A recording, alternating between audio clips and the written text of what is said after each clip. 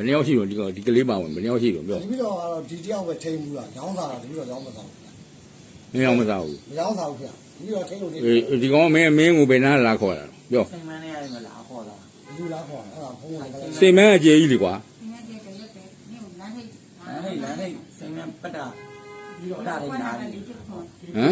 ဒီတိခွန်ရက်ကွက်ထိတ်လာခေါ်တာဒီက လာခေါ်တဲ့ကောင်တွေကဘယ်သူတွေလို့ နမဲအဲ့ဒါတော့မသိဘူးသူလို့တော့သိ တပည့်တော်ရောတပည့်တိုင်းတော့လူတိုင်းတော့ခေါ်ရကားမျိုးကျွေးရမို့ပြီးတော့ မင်းကိုအုတ်ကြီးနဲ့ခေါ်ပြီးတော့အုတ်ကြီးရှိကိုသွားမယ်ဆိုမင်းတို့လိုက်ပို့တာ ဟုတ်တယ်အဲ့လိုလိုက်ပူတာဒီက အုတ်ကြီးနဲ့တွေ့မယ်ပြောတာခင်ဗျအုတ်ကြီးကြီးသွားမယ်ပြောတာ အဲ့တော့လာမင်းရှိကိုလာပို့တဲ့ကောင်တွေဘယ်သူ ဟိုထိုးတယ်ဟုတ်လားမသိဒီကတိန်ဆုံးခင်ဗျ ဟုတ်လား ဒီမှာဗျအဲ့တိန်ဆုံးကတော့လူကသိဖို့ဟိုထိုးလာပြီလား အဲ့ကလေးတွေကိုမင်းတို့ဘယ်သွားပို့တာ တပည့်တော်တစ်ခါမှလည်းမပို့လို့ဗျပန်သွားစကားတော့သူကစစ်သားဆိုပဲတပည့်တော်ထိမ့်ပေးတယ်ကလေးကိုရုံးမှထိုင်တော့ကြတော့ကျွန်တော်ရုံးမှာခုကျအိမ်မှာနေရဗျပြီးတော့ ဒီကလေးတွေကိုအသက်လိမ်နဲ့မှတ်မုံနေနေပါလိမ့်မင်းတို့လုတ်ပြီးတယ်ဆိုဘယ်သူလုတ်ပြရတာ တပည့်တော်ကအဲ့ဒါကတပည့်တော်ကအဲ့ရုံးကိုတော့တပည့်တော်သွားဘူးလေသွားဘူးလားတပည့်တော်လုံးလို့မရဘူးဗျအဲ့မှာသူတို့ကိုထုံးလို့ထိုင်းတဲ့လူရှိတယ်ဗျ လာဝကမှာ ဟုတ်တင်ပါဗျ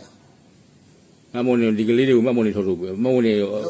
မှတ်မုံအင်းနေထုတ်ပေးနေတယ်လို့ အဲ့ဒါတော့တပည့်တော်မသိဘူးဗျ အင်းပေါ့ကွာမင်းတို့ကနေအသက်ဟိုမွေးနေ့တက်ကမသိဘာမသိဟို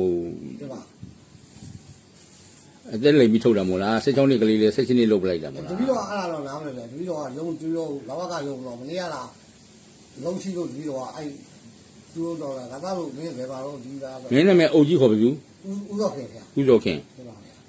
မင်းတို့ဘယ်နှစ်ယောက်ရှိလို့ဒီကလေးရော ဒီကလေးတော့တပည့်တော်တော့တစ်ခါမှမဟုတ်ဘူးလို့တပည့်တော်စီကိုထိမ့်မိတာဒီကလေးပဲကြီး အဲ့ဒီကလေးတွေကောက်ပြီးရောင်းစားနေရတယ်မလုံနေမင်းတို့ကနေ